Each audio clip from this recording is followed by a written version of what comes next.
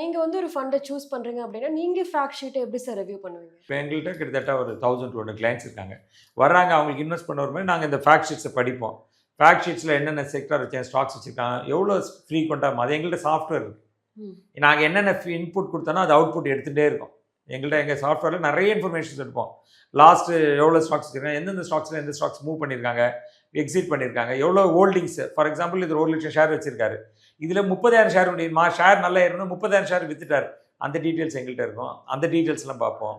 அப்புறம் வந்து trailing returns நாங்கள் ரொம்ப இம்பார்ட்டண்ட்டான பார்க்குறது. ட்ரைலிங் ரிட்டர்ன்ஸ் என்னன்னா, இந்த ஃபண்டு எவ்வளோ ரிட்டர்ன் கொடுத்துருக்காங்க, பெஞ்ச் மார்க், இதோட பெஞ்ச் மார்க். ஒரு ஃபண்டு ஃபார் எக்ஸாம்பிள் ஒரு ஃபண்டோட பெஞ்ச் மார்க்கு சென்செக்ஸாக இருக்கும், நிஃப்டியாக இருக்கும், பிஎஸ்சி 150 இருக்கும், என்எஸ்சி 150 இருக்கும், பிஎஸ்சி 250 ஸ்மால் கேப்பாக இருக்கும், அப்புறம் நிஃப்டி 500 இருக்கும். இந்த மாதிரி இருக்கும். அது மாதம் எவ்வளோ ரிட்டர்ன் கொடுத்துருக்காங்க, 60 மாதத்துக்கு பார்ப்போம். இந்த ஃபண்டு 60 மாதத்துக்கு எவ்வளோ ரிட்டர்ன் கொடுத்துருக்காங்க. இப்போ இந்த 60 மாதத்தில் எவ்வளோ வாட்டி இந்த ஃபண்டு பெஞ்ச் மார்க்கை பீட் பண்ணியிருக்கான் அப்படின்னு பார்ப்போம். ஸோ 70%, 80%, 90% பீட் பண்ணியிருக்கான். ஓ, திட்ஸ் குட் ஃபண்ட்.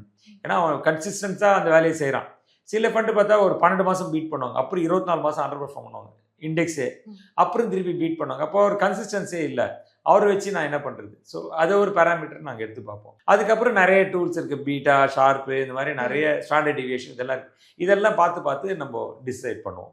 ஒரு ஸ்கீமை செலக்ட் பண்ணுறதுக்கு முன்னாடி இந்த மாதிரி வேலையெல்லாம் பண்ணுவோம்.